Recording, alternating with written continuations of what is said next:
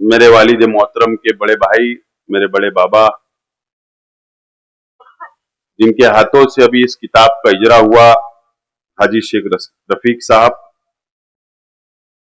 और मंच पे तशरीफ फरमा शेख रशीद साहब के तमाम ही पुराने मुखलिस साथी, Sheikh Abdul Qadir education welfare society के तमाम ही सदर व अरकान, और मेरे सामने तशरीफ फरमा शेख रशीद साहब से मोहब्बत करने वाले तमाम ही बुजुर्ग हजरात, नौजवान साथी, दोस्तों और साथियों, सबसे पहले मैं Sheikh Abdul Qadir education welfare society के तमाम ही सदर व अरकान का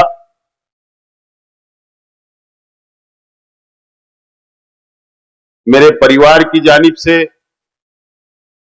पार्टी के तमाम ही जिम्मेदारान की जानिब से,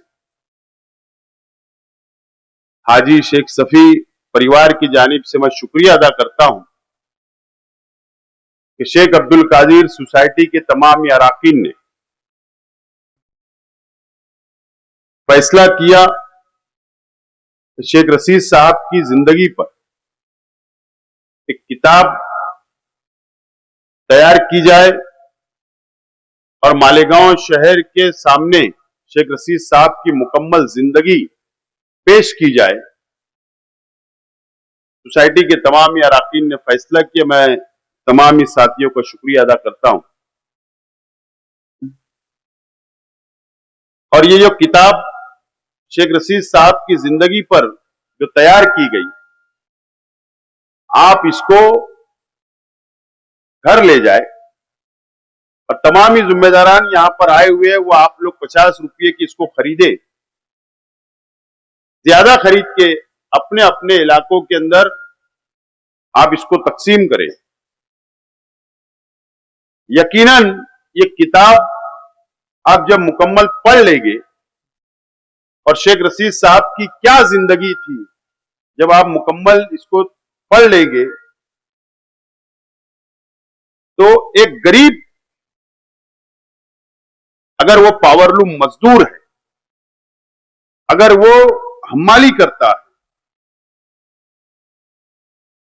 छोटा मोटा धंधा व्यापार करता है,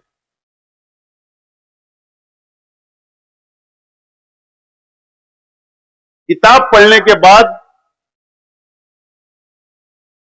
कि अगर शेख रशीद साहब एक पावरलूम मजदूर से एमएलए बन सकते हैं, अगर एक छोटे से देहात से आकर मालेगांव शहर के अंदर मजदूरी करते, मेहनत करते, और काउंसिलर से लेकर सदर बल्दिया और सदर बल्दिया से लेकर एमएलए और एमएलए से लेकर मेयर बन सकते हैं, तो आप लोगों को, नौजवानों को, एक गरीब को भी हौसला मिलेगा कि मैं भी शहर का एमएलए बन सकता हूं, मैं भी शहर का मेयर बन सकता हूं। उसके अंदर जरूर हौसला आएगा।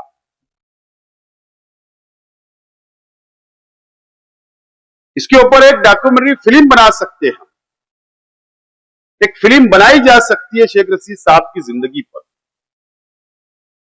जिंदगी के ऐसे ऐसे मोड़ इसके अंदर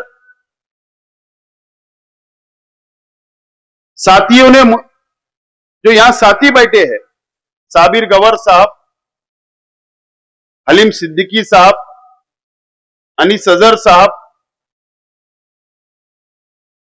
अतीक सर, फकीर मोहम्मद सादत खान साहब, जैनुद्दीन बीए साहब, शब्बीर चाचा साहब, जाकिर पीए साहब, हैदर चाचा, ये तमाम ही साथियों ने मुकम्मल शेख रशीद साहब की जिंदगी इसके अंदर उतारने का काम किया। ऐसे ऐसे मोड़ आए जिंदगी में, वो आप पढ़ने के बाद आप खुद महसूस करेंगे। ये किताब आप जरूर पढ़िए। बहरहाल,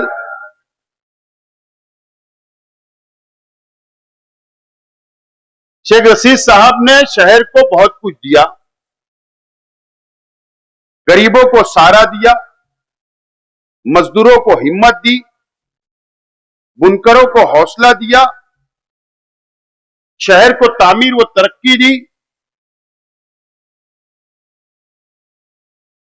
हर समाज हर धर्म के लोगों को साथ लेकर शेख रशीद साहब चले। दुख और सुख में शामिल होने का काम शेख रशीद साहब ने अपनी जिंदगी में किया। हिंदू और मुसलमानों के अंदर एकता बनाने का काम शेख रशीद साहब ने किया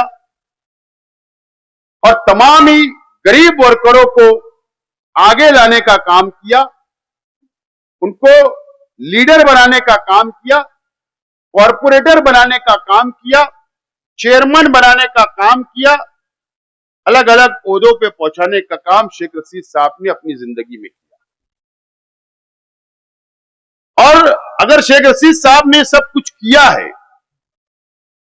तो क्रेडिट शेख रशीद साहब के मेरे चाचा खलील दादा, शेख जलील साहब, शेख अकील साहब, शेख रमजान साहब, शेख बशीर साहब और शेख रफीक साहब, ये जो भाई है, अगर कई मिसाल आपको भाइयों के अंदर एकता, परिवार के अंदर एकता और एक दूसरे के लिए जान कुर्बान करने के लिए, अपनी जान माल सब कुछ लगाने के लिए अगर कोई मिसाल आपको नजर आएगी तो मुझे यकीन है कि वो हाजी शेख सफी परिवार है और ये तमाम ही हमारे परिवार के लोग। शेख रशीद साहब को उन्होंने हौसला दिया और शेख रशीद साहब ने सियासी सफर, समाजी सफर शुरू किया और उनके तमाम ही पुराने साथी आज मेरे इस मंच के ऊपर मैं देख रहा हूं कि बचपन के साथी भी इस मंच के ऊपर है। पावर लूम चलाए जो शेख रशीद साहब के साथ, वो भी मंच के ऊपर है। जो लोग सियासत में शेख रशीद साहब के साथ लोग, वो भी इस मंच के ऊपर है। एक 1985 में हजारखोली इलाके के अंदर शेख अब्दुल कादिर सोसाइटी की बुनियाद रखने वाले भी आज इस मंच के ऊपर है और आज के दौर में आखिरी सांस तक शेख रशीद साहब के साथ मौजूद रहने वाले भी आज इस मजमे के अंदर, इस मंच के ऊपर, इस मंच पर साथ में है। और आखिरी तक जो शेख रशीद साहब को, जो हमारे शेख रशीद साहब के चाहने वाले, सियासत के अंदर लड़ने वाले, तहरीक चलाने वाले, इंसाफ दिलाने के लिए शहर की आवाम को साना बसाना साथ चलने वाले, वो सब लोग आज मेरे साथ, मेरे परिवार के साथ खड़े हैं। मैं मुबारकबाद आप लोगों को देता हूं, आपका शुक्रिया अदा करता हूं, उम्मीद के साथ कि आइंदा भी ये सफर को हम लोग को आगे बढ़ाना है। आप लोग मेरे परिवार का साथ दे, हमारा ताउन करिए।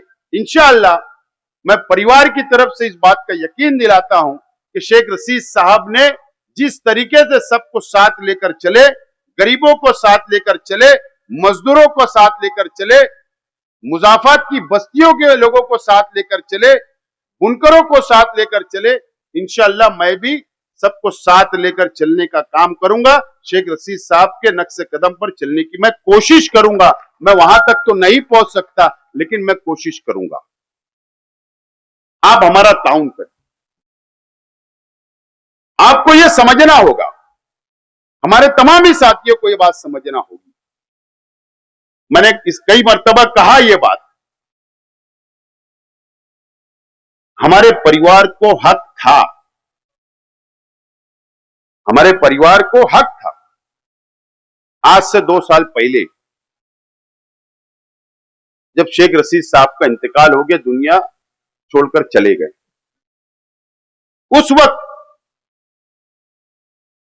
हमारे अपने परिवार को यह हक था कि हम फैसला करते कि सियासत छोड़ दे, सियासत से हम लोग अलग हो सकते थे, यह हमको हक था। लेकिन खानदान के लोग, परिवार के लोग, हम सब बैठे, सर जोड़कर बैठे कि अब हमको क्या करना है। शेख रशीद साहब दुनिया से चले, खलील दादा चले गए, अब हमको करना क्या है। मशवरा हुआ, तय हुआ कि शेख रशीद साहब के कामों को हमको आगे बढ़ाना है, और हमने फैसला किया कि समाजी काम और सियासत में हमको रहना है और साथ लेकर सबको चलना है, आवाम की खिदमत करना है, सुख दुख में शामिल होना है और सबको साथ लेकर चलने की हमने फैसला किया, और आज हम आपके सामने खड़े हैं। मुझको याद है, शायद आपने कहीं सुना होगा, 2009 में शेख रशीद साहब असेंबली का इलेक्शन हार गए, डिमिलिटेशन हो गया, असेंबली हल्का तब्दील हो गया, कैंप और समकसेर उस वक्त अलग हुआ था सेंट्रल असेंबली हल्के से। हालात उस वक्त तो भी ऐसे आए, एक मोड़ आया कि शेख रशीद साहब की तो उनकी पहचान है, कभी वो परवाह नहीं करते कोई चीज, इलेक्शन हो या कारोबार हो, पैसा लगा देते हैं, उसका परिणाम जो भी हो, उसका नफा नुकसान कभी शेख रशीद साहब ने नहीं सोचा। और 2009 के इलेक्शन के बाद से ऐसे हालात आए, परिवार पर आए, पार्टी पर आए, और उस वक्त शेख रशीद साहब का पैर का ऑपरेशन हुआ, और उसके बाद म्युनिसिपल कॉर्पोरेशन का इक्तदार भी हमारे पास नहीं था, वो भी साथ में चला गया था 2007 में। 2009 में एमएलए शिप भी चली गई। मैं उस बात का चश्मदीद गवाह हूं। शेख रशीद साहब ने मुझको बुलाए, खलील दादा को बुलाए, और हमारे परिवार को सबको जमा किए और मशवरा किए कि आप अपने हालात,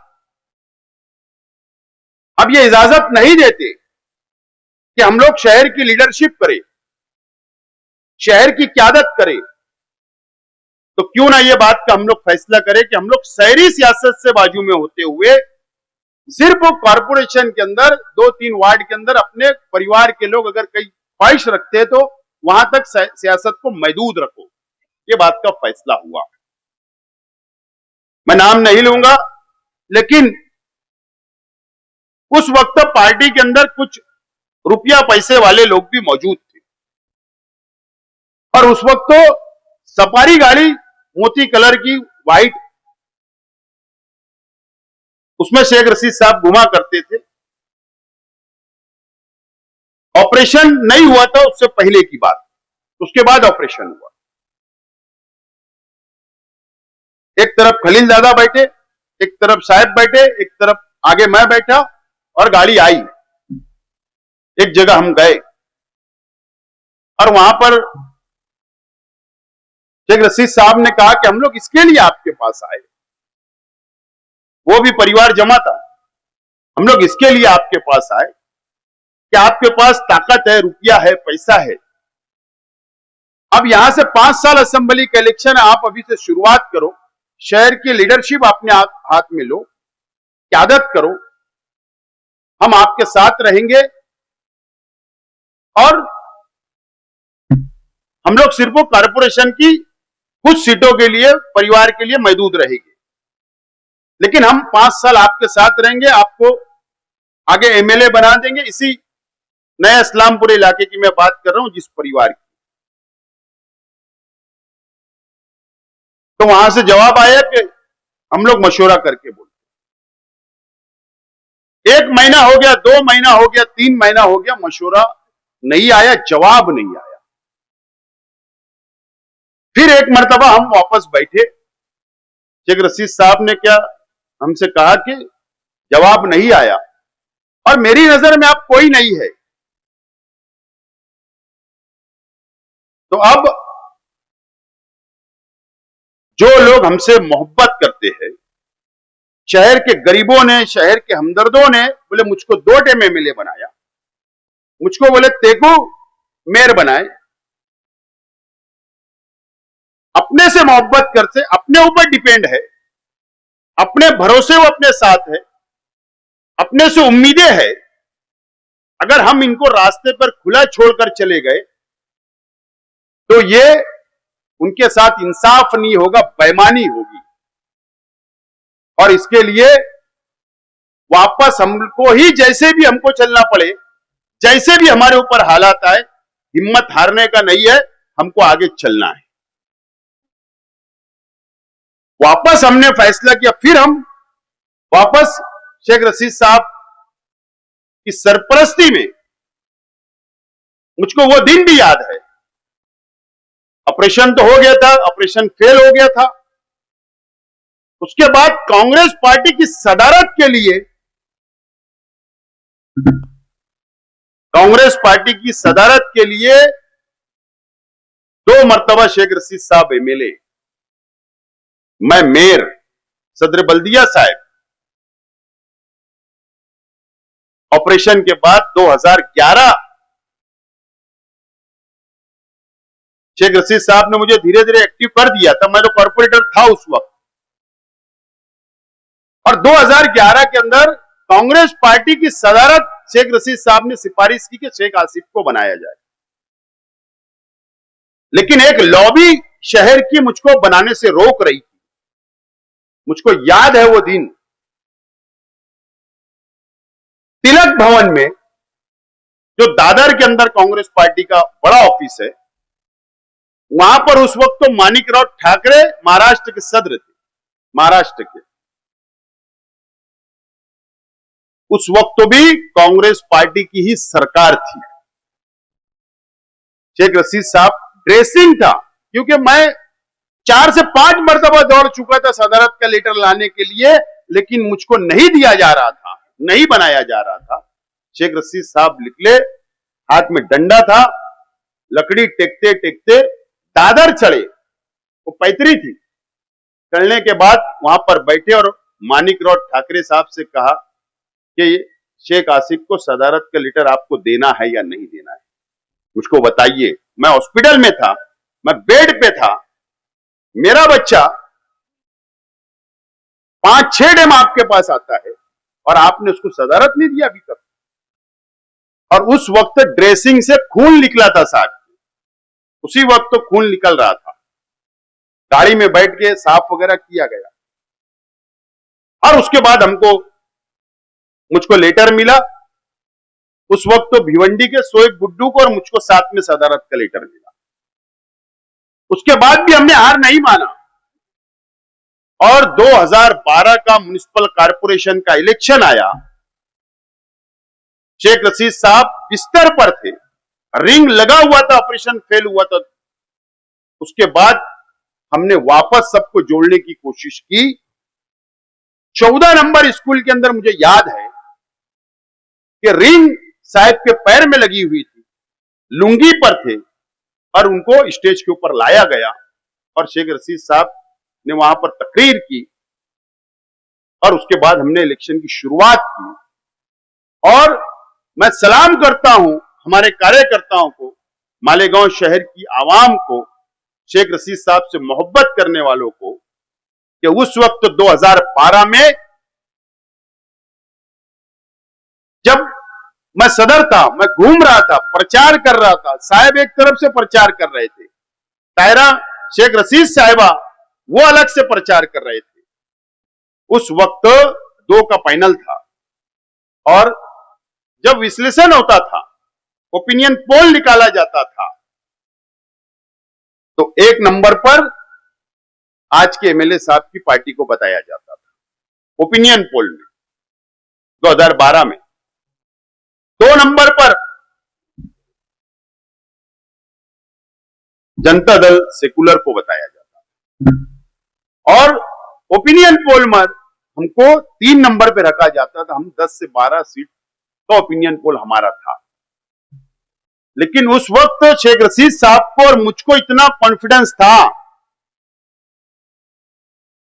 मैं एक बात जिक्र करता चलूं, वो एक दौर जब आया था तो जब मुझको भेजते थे, चला जाओ वर्कर के पास, चले जाओ साबिक कॉर्पोरेटर के पास, चला जाओ, उसको बोलना तू पार्टी में टिकट ले ले, तू फला जगह जा, मुझको दौड़ाते थे, चलाया करते थे। और मुझको ऐसा लगता था, मैं रुक जाता था, मैं दौड़ता नहीं था, सुस्त तो रहता था, लेकिन साहब दौड़ाते रहते थे। मैं कई लोगों के पास वक्त गया तो मुझ पर कई लोगों ने हंसे कि अब तुम्हारी सियासत खत्म। मुझको याद है, मैं साहब को आकर बोलता था उड़को के घर पे कि उसने फला ने ऐसा जवाब दिया, फला ने ऐसा जवाब दिया, तो शेख रशीद साहब का जुमला था, बोले ये वक्त जो अपना चल रहा है, ये जो वक्त अपना चल रहा है, ये चन्नी में से जो छन जाएगा वो अपना नहीं रहेगा, और जो चन्नी में रह जाएगा वो अपना रहेगा। ये शेख रशीद साहब का जुमला था। बहरहाल कॉन्फिडेंस बहुत था शेख रशीद साहब को, हमको। और मुझको याद है, जहूर खान साहब इस बात के शायद उनको याद होगा, तो कुरैश जमात खाने वाली रोड के ऊपर ये मीडिया की गाड़ी आई और मैं रिक्शे में आया, शायद अपनी वहां मुलाकात हुई, ब्लू बर्ड जो अभी बंगला बना उसके सामने, मुझे वो बातें याद है। मैं उतरा, आप लोग भी उतरे, मैंने आपसे पूछा कि मीडिया वालों की क्या रिपोर्ट है, तो शायद बोले नहीं तुम 2 या 3 नंबर पे रह गए। उस वक्त तो यही रुझान था। अल्लाह का करम है, नतीजे आए, शहर की आवाम ने 25 कॉर्पोरेटर चुन कर दिए, 25। और दोबारा हमको इक्तदार मिला और 2012 में हमारा मेयर बना, हम वापस आए और उसके बाद फिर शहर की आवाम ने हमारा साथ दिया। उसके बाद अल्लाह का करम है, आप लोगों की मेहनत, आप लोग की जद्दोजहद से मैं 2014 में ही मेयर बन गया था, जो कोई कबूल नहीं करता था शेख आसिफ को। मुझे याद है कि गार्डन के पास राब्ता ऑफिस के ऊपर शेख रशीद साहब ने मीटिंग ली और शेख रशीद साहब ने बैठकर कहा मेरी गैर मौजूदगी में कि मैं अब इलेक्शन नहीं लड़ूंगा असेंबली का और आसिफ इलेक्शन लड़ेगा। तो मजमे में से कई लोगों ने मुखालफत की थी, लेकिन शेख रशीद साहब ने फैसले पे अड़े रहे कि बोले अगर मैं आज इसको नहीं लड़ाऊंगा तो कब लड़ाऊंगा, ये कब आगे बढ़ेगा, इससे ज्यादा क्या होगा, हारेगा ना, लेकिन मैं उसको लड़ाऊंगा। और उसके बाद एक काफिला निकला और आज के एमएलए साहब को, जो उस वक्त ये भविष्यवाणी की जाती थी, अंदाज बनाया जाता था कि 15 साल 25 साल इस शख्स को कोई नहीं हरा सकता, आज के एमएलए साहब को 5 साल के अंदर शेख रशीद साहब ने हिकमत अमली से उनको हराया और मुझको खड़ा किया और 16,000 रुपए से मैं चुन कर आया। उसके बाद ये काफिला आगे बढ़ रहा है।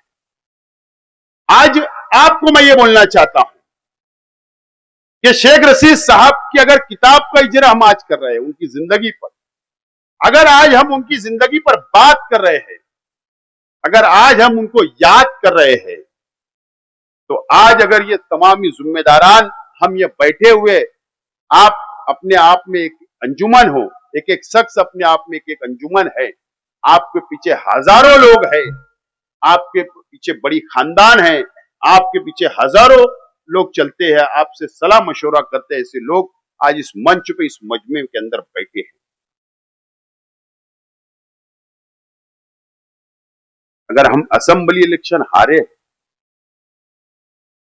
आज हमारे पास एमएलए शिप भी नहीं है, आज हमारे पास कॉरपोरेशन भी नहीं है, अगर शेख रशीद साहब के कामों को आगे बढ़ाना है, अगर उनकी सोच को आगे बढ़ाना है, अगर गरीबों को साथ लेकर चलना है,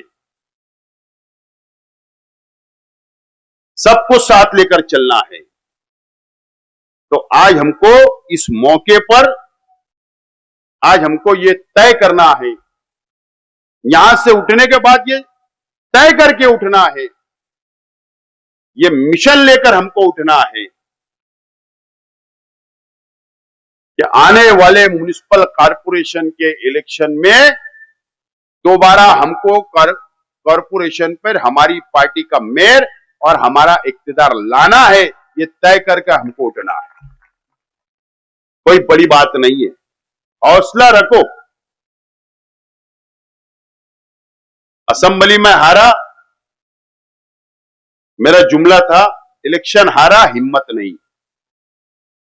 आज भी हमारे अंदर हिम्मत है, आज भी हमारे अंदर ताकत है। अगर कोई लोग हमारे खिलाफ इत्तेहाद कर रहे होंगे, प्लानिंग कर रहे होंगे, ताकत के साथ अगर हमारे सामने प्लानिंग कर रहे होंगे, तो एक बात याद रखना, मैं मीडिया के सामने ये बात बोल रहा हूं, मीडिया के सामने बात बोल रहा हूं, वो लोग अगर एक हो रहे होंगे तो वो लोग शहर के डेवलप के नाम पर एक नहीं हो रहे, वो शेख आसिफ को हराने के लिए एक हो रही बात है। उनका मकसद शहर की तामीर और तरक्की नहीं है, उनका मकसद है शेख आसिफ को रोकना है। शेख आसिफ रुक जाएगा तो पीछे की लाइन पूरी रुक जाएगी, ये काफिला रुक जाएगा। यह मकसद असल है।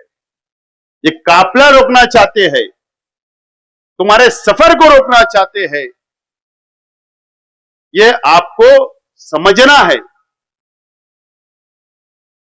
और उसके बाद हमको एक नए हौसले के साथ हम लोगों को आगे बढ़ना है। अभी तक हमने तो इलेक्शन की शुरुआत कहां की? हमने इलेक्शन की कहां शुरुआत की? हम तो अभी बिल्डिंग सजा रहे हैं। बिल्डिंग एक टाइम पूरी सज जावे और इलेक्शन कमिश्नर इलेक्शन डिक्लेयर कर देवे, उसके बाद तो हमारे उम्मीदवार तो किसी से भी हाथ मिलाने के लिए तैयार है और कुश्ती लड़ने के लिए तैयार रहेंगे। हम पीछे हटने उठने वाले नहीं हैं। लेकिन एक बात जरूर बोलना चाहता हूं, जैनुद्दीन बीए साहब ने कहा, कभी कभी मैं भी अकेले में सोचता हूं कि मेरे अंदर इतनी सलाहियत कहां से आ गई। लेकिन हालात, वक्त सब सिखा देते हैं। कोई जन्म से लीडर बन के नहीं आता, कोई जन्म से डॉक्टर बन के नहीं आता, उसको दुनिया में आने के बाद ही सीखना पड़ता है। और हालात और वक्त सब सिखा देते हैं। कैसे भी हालात आए, ये 2 साल के अंदर बहुत हालात मेरे ऊपर, मेरे परिवार के ऊपर, मेरे साथियों के ऊपर आए, लेकिन हम हर हालात से हमने मुकाबला किया और हम आगे बढ़े। अब जाहिर सी बात है कि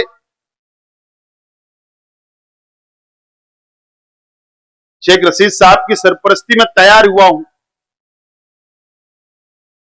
उन्होंने तैयार करके गए हैं और आज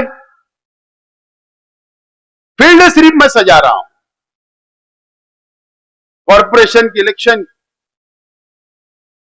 हाँ, ये बात का मैं इतराफ करता हूं कि मेरे साथियों को भी नहीं मालूम है 90% कि मैं ये इलेक्शन कैसे लड़ने वाला हूं। 90% नहीं पता है आप लोगों को भी। ये इलेक्शन ऐसा लड़ा जाएगा, शायद ये इसका कॉरपोरेशन का इलेक्शन इससे पहले कभी नहीं लड़ा गया। उस हिकमत अमली से, सियासी तौर पर और हिकमत अमली से ये इलेक्शन को लड़ने की मेरी अपनी तैयारी है। वक्त वक्त पर आपको नजर आने लगेगा और शहर के आवाम को भी वक्त वक्त पर नजर आने लगेगा। तो साथियों, मैं आज आपसे ये अपील करता हूं, ये बहुत बड़ी लड़ाई है। ये शेख आसिफ अकेले नहीं लड़ सकता। ये लड़ाई जब तक आपका साथ नहीं होगा, जब आप तक आपका ताउन नहीं मिलेगा, आप मेरी मदद नहीं करोगे, आप कुर्बानी नहीं दोगे, वक्त की, पार्टी को कुर्बानी नहीं दोगे,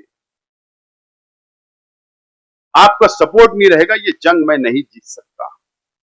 मैं आज आपसे हाथ जोड़ के गुजारिश करता हूं, कई हमारे अपने साथी यहां बैठे शेख रशीद साहब के चाहने वाले, मोहब्बत करने वाले। माफ करना अगर मेरी बात किसी को बुरी लगे कि शेख रशीद साहब ने बहुत कुछ सबको दिया है।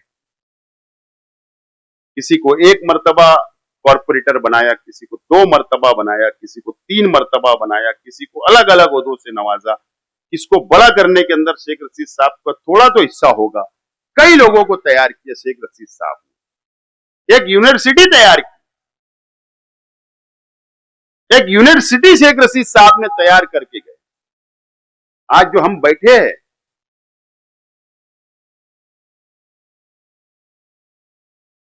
अगर आप कुर्बानी नहीं दोगे, अगर शेख रशीद साहब के फोटो के नीचे अगर हम बैठे हैं, अगर उनके साए में बैठे हैं, तो आपको थोड़ी कुर्बानी देना पड़ेगी।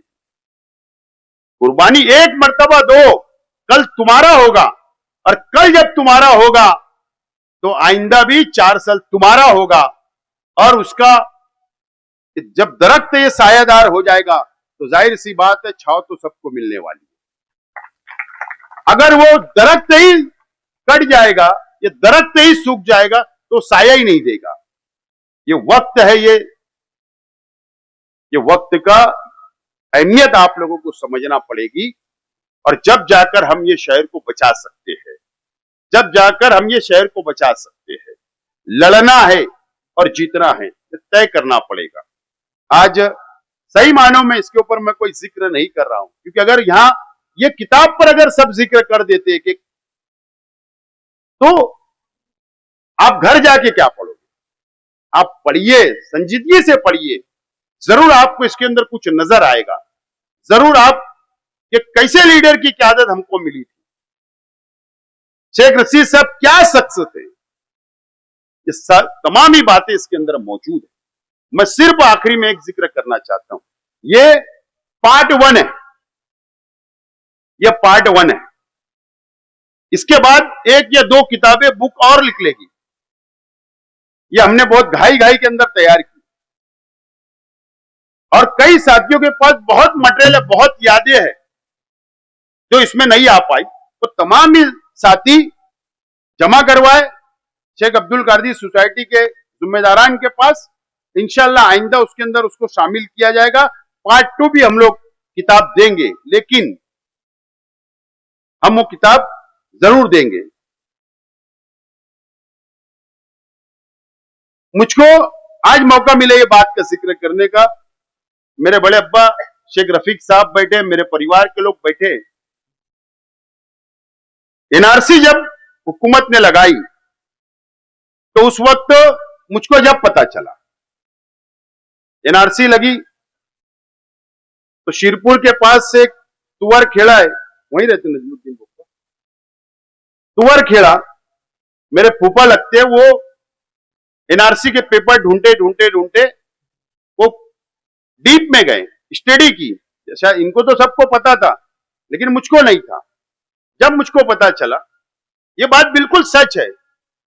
क्यों इसलिए बोलना पड़ रहा है कि कई लोग बोलते पिलखोड़ भेजने का, अभी तक नहीं भेज पाए, लेकिन और एक आगे बता रहा हूं। बोला कई लोगों ने पिलखोड़ भेजने का, लेकिन भेज नहीं पाए। लेकिन अब उनको थोड़ा सफर और लंबा करना पड़ेगा। हम लोग असल में ललिंग के रहने वाले हैं।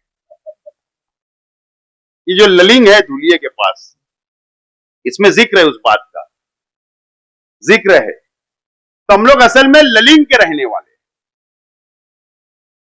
और ललिंग से पिलखोड़ आए थे, सिरुड़, हाँ सिरुड़ आए थे। पिलखोड़ ललिंग से सिरुड़ आए थे।